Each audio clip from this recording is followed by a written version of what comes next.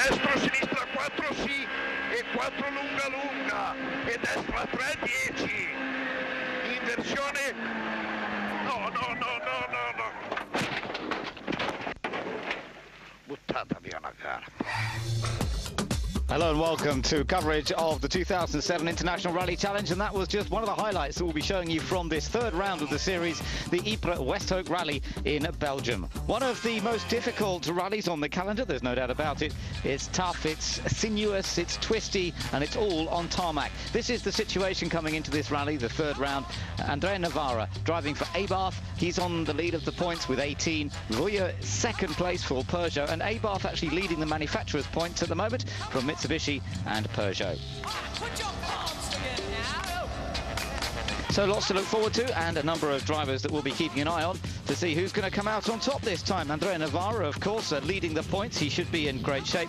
But there's a good list of names. Freddie Leutz, for example, 4 times winner of this Ypres Westhoek Rally. He's going to be back, and he's in a different car this time. He's in the VW Polo S2000 car that's effectively making its debut on the International Rally Challenge. It'll be going up against the likes of the Abarth Grande Punto and the Peugeot 207 rather, which has been so successful already, winning last time out in the Rally of Turkey.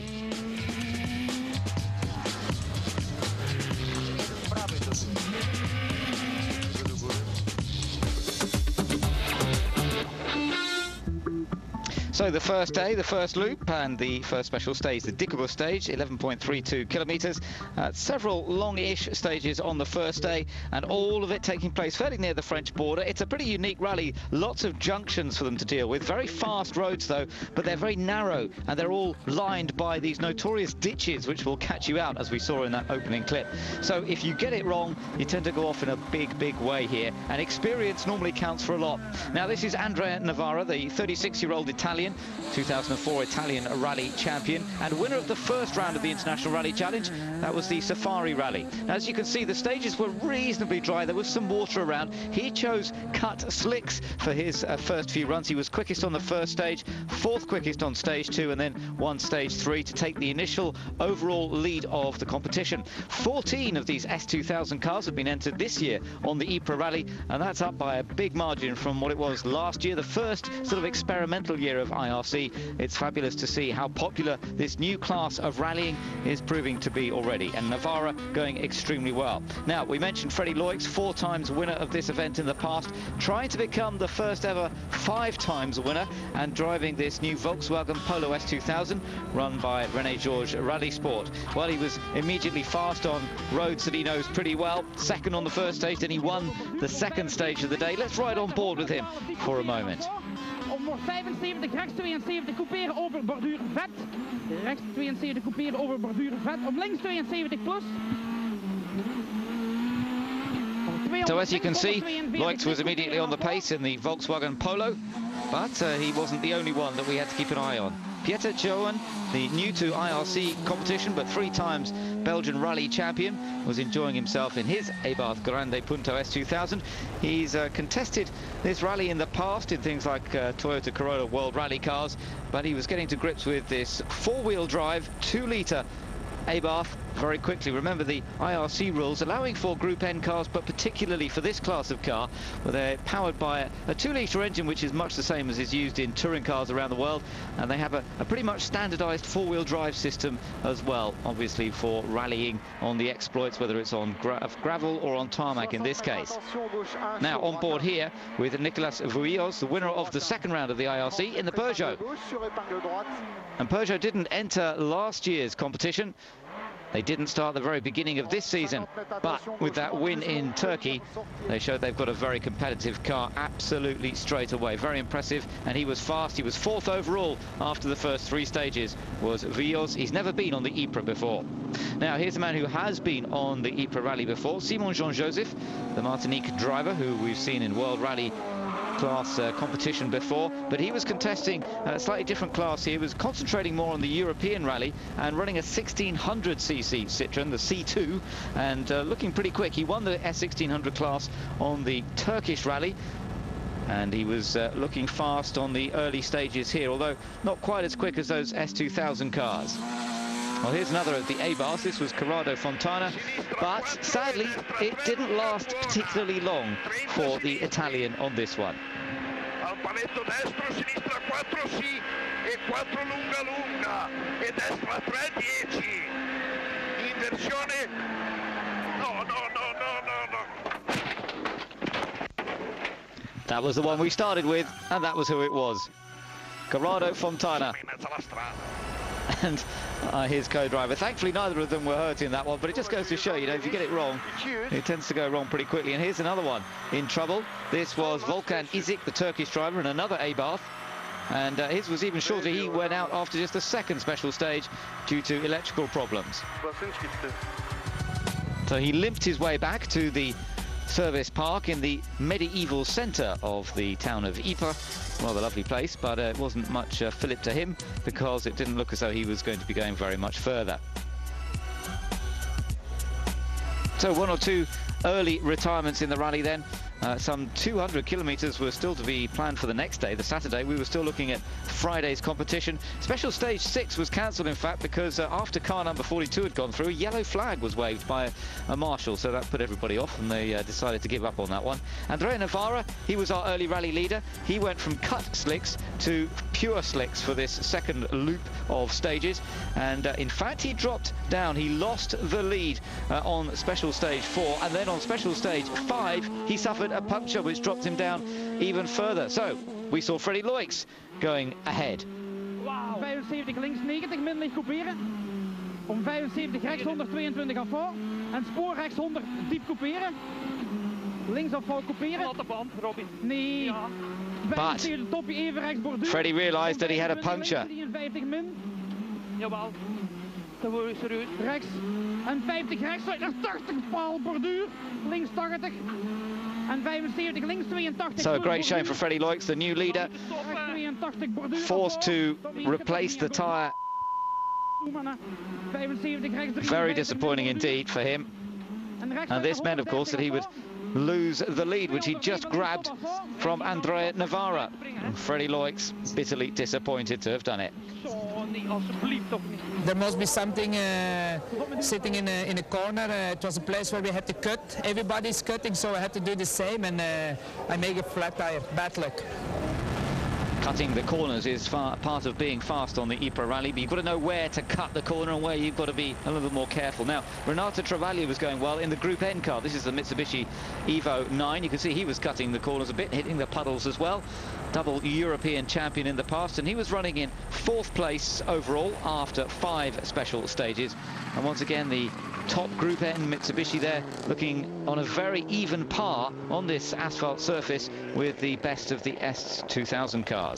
Well, talking of those, this was Bent Cazier, Belgian, with plenty of experience of these roads. In fact, he was 5th in a Clio S1600 car here on the Ypres in 2006. Before that, he'd been 4th in a Peugeot in 2005. Riding on board Cazier. And again, you can see just how narrow these roads are. And don't forget, those ditches are right there to collect you when you get it wrong. Well, he said that foreign drivers often go a little bit wrong in the early part if they try too hard. Well, this was an Italian, Luca Rossetti, here in another of the Peugeots, who actually seemed to be dialing himself in quite carefully. He was 5th overall after the 3rd stage, moved up just gradually and seemed to be pacing himself quite carefully, getting used to the stages for the very first time. Pieter Johan in another of the A-baths. Well, he was a former winner of the Ypres, so he perhaps could attack a little harder, knowing the terrain and knowing the difference of surfaces can really catch you out. There are places where, look, I mean, look at this. You've got cobbles in one area, smooth tarmac in another, some rain, some dry, very, very tricky. On board with Nicolas Vuyes in the Peugeot once again, the man who'd won in Turkey after a huge battle with Anton Allen. But this is the 10 times mountain bike world title holder. It's the first time for him on the Ypres rally, so he was trying to dial himself in a little bit. But nonetheless, he was very, very good, and with problems for Freddie Loix after the 5th special stage, he became the new leader. So were we going to see him take another victory as he had done in Turkey? Remember, he only switched to rallying from mountain biking a few years ago, wrapped up the French Rally Championship last year and proving to be extremely good in the S2000 Peugeot. So our new leader then, after that 5th special stage, was this man, Nicolas Vuilloz. And we just wondered whether he was going to be able to maintain it, and just how hard was he pushing. I have the feeling I didn't take risks, so 80% of the stage is okay, and sometimes I'm sliding and it's almost out. So if I try to push harder, when it's almost the limit, I will go out. So I have to ride a little bit slower because I don't know where it's really, really slippery. So after that first leg, the advantage only 1.5 seconds for Nicolas Vuilloz as he chases his 2nd win in a row. Rossetti up there in 3rd place, Travaglia in 4th, and Bernd Casier.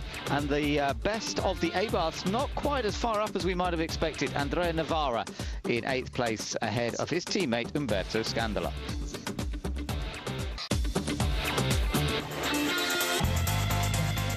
So going into the 2nd leg of the Ypres Westhoek rally, there were some 5 men battling out for the lead. Nicolas Vuilloz, Pieter Joen, Luca Rossetti, Renato Travaglia and Bernd Casier. Only 8 seconds separated those 5 drivers going into the first part of the 2nd leg, and it was going to be very, very tight indeed. Different manufacturers involved as well, Peugeot, Mitsubishi and A-Bath, all looking for the win in Belgium. So first off with Renato Travaglia in the Group N car, but even the experienced Travaglia could make the odd mistake. Showers at the beginning of the day causing 1 or 2 drivers to get themselves into trouble, and he certainly was attacking hard and making the odd mistake. Well, later on, he would also pick up a 30-second time penalty for a late time control on the exit of the service park, and he would also suffer some braking problems. So ultimately, Travaglia wasn't to be one of those fighting for the win. He would finish the rally in 10th place if we just consider the IRC standings. Now, Pieter Joen wasn't quite meant to go that way. It is a tarmac rally, I promise you. It's not a grass track rally, but he had gone slightly wrong here. Nonetheless, they were still pushing pretty hard. He was on intermediate tyres at this point, and it took him a little while to try and find his way back, as you can see, because the gates were closed. So his co-driver had to hop out to open the gates and get them back where they should have been going. Well, this the A-Bath Grande Punto S2000, a car that actually won this rally last year in the hands of Gian Domenico Basso. Just the 2 cars were entered last year in this S2000 as an A-Baths anyway, and Basso did an extremely good job to take the victory. This time, Pro Pieter Joen eventually found his way out without even opening the gate, and his co-driver was eventually able to jump back aboard and get things going. Eddie Chevalier, the co-driver there, who had a little bit of running around to do. Well, unfortunately, he would suffer some suspension problems as well, and in fact, they suffered a fire in that car, so really things weren't proving too good for them, and they were forced to retire. And interestingly enough, Pieter Joen announced his real retirement at the end of it all when he got back to the service park and decided it was all over. He said that was the last rally of his career. I wonder if he meant it. Well, back to the battle for the lead, and Nicolas Vuilloz, who was leading, if you remembered, by just 1.5 seconds at the end of that first leg.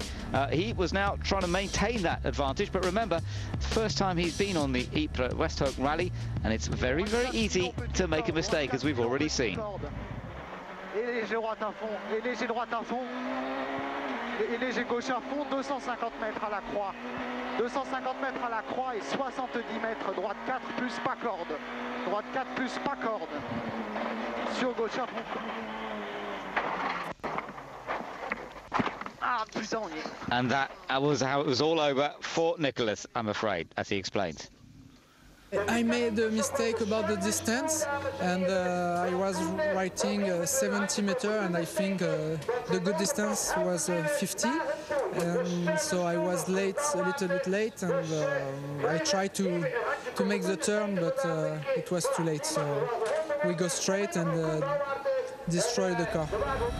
So the downhill mountain bike champion was down and out, I'm afraid, from this one, and not in the lead battle any longer. So who do we have left? Well, there were really just 2 guys left in it after our initial 5 who all looked as though they might have a chance of winning it, and this one of those 2 left, Bernd Casier in the Peugeot 207 S2000. Bernd Casier local, so he really knows the roads extremely well, but he was running in 2nd place, some 10 seconds down from the Italian Luca Rossetti. But he was pushing very, very hard. He was fastest in special stage 10. Oh, and look, just look at this. The mistake made, and obviously that cost him a huge amount of time. It looked for a moment as though he was going to be able to get out, but he lost more than 3 minutes as a result of that. So that meant that Luca Rossetti, the Italian, but driving the Peugeot, the 207 S2000 car, was now able to grab the advantage thanks to that mistake by Bernd Casier. But Rossetti had come in with a very good attitude. He'd attacked the first couple of stages and then realised it's all too easy to make a mistake on these roads, and he'd sort of backed it off a little bit and just consistently putting in sort of 3rd, 4th, 5th fastest times in the stages, and it meant by the end of special stage 16 he was the new leader overall. So back at the service park, Bernd Casier brought that car that we'd just seen into the ditch back to the mechanics. The car not badly damaged, in fact, but nonetheless it had cost him a great deal of time, and it meant he really wasn't in any chance of winning the rally anymore. I was pushing, but at that kind of corner I did almost the same as the round before. I wasn't coming too hard, or just bad luck, and I tried to avoid the puncture, and then maybe I should have been a little bit taking my line a little bit more precise, but yeah, that's rally, I think, but yeah, it's not happy, it's not fun. So bad news for Bernd Casier, but we would have to wait and see whether it would still be Luca Rossetti who would be on top at the end of the rally.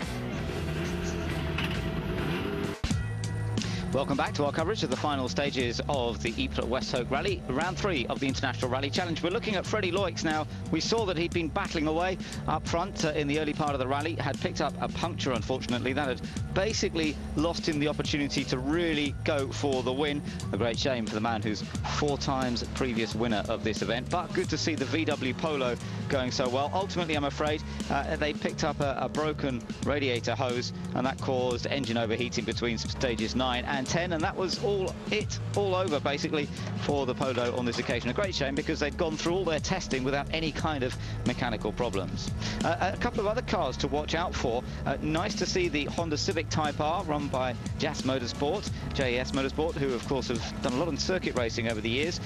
First tarmac event for the Honda Civic Type R, but not a particularly lucky debut. Danny Sola, the Spaniard here, promising times he set in the top 10, but he was caught out by a slippery corner on day 2, and his rally was over. His teammate Luca Betti, the Italian, the 28-year-old, he nearly made it all the way to the end, but it was a particularly harsh retirement for him, because he stopped just 4 kilometers from the end of the rally with a broken transmission system. So unfortunately they didn't manage to make it to the end for either of these exciting new cars, but ones to watch for the future. Now in the 1600cc Citroën C2, Simon Jean-Joseph got it a little bit wrong. He might be a top rally driver, European rally driver, and world rally competitor, but he managed to get back on, I'm glad to say. The fans were there in force to give him a push, and he would finish the rally in 8th place, so that picks him up 1 point in the IRC Championship.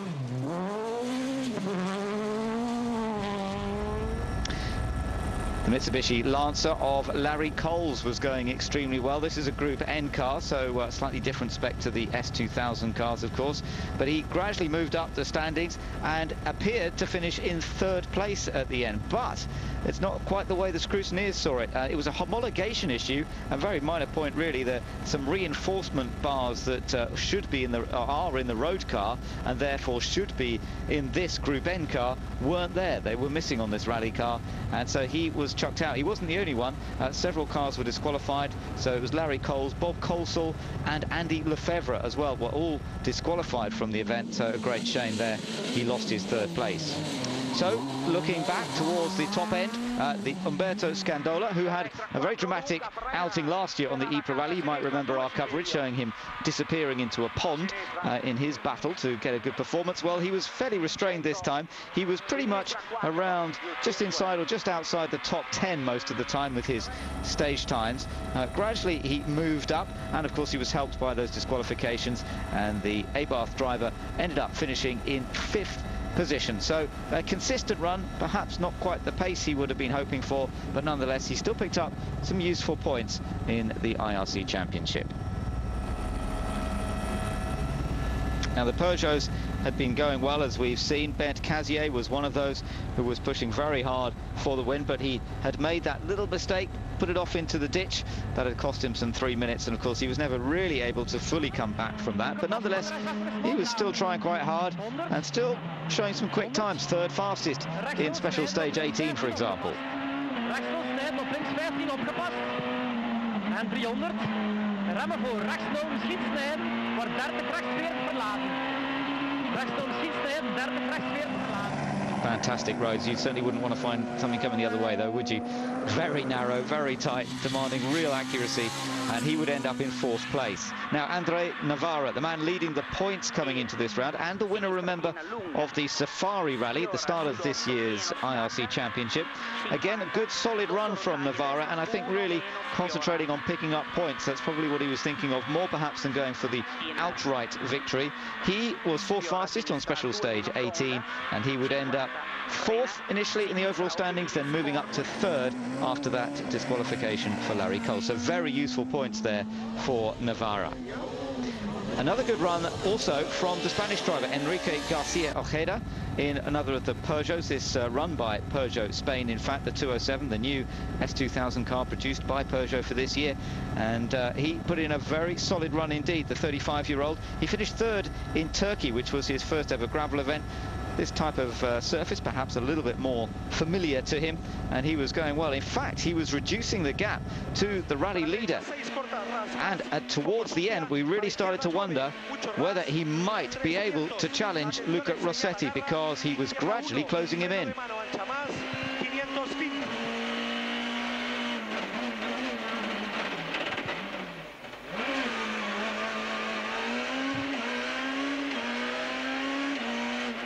Well, there's no doubt he was trying very, very hard indeed. And Peugeot Spain guys were certainly enjoying the performance.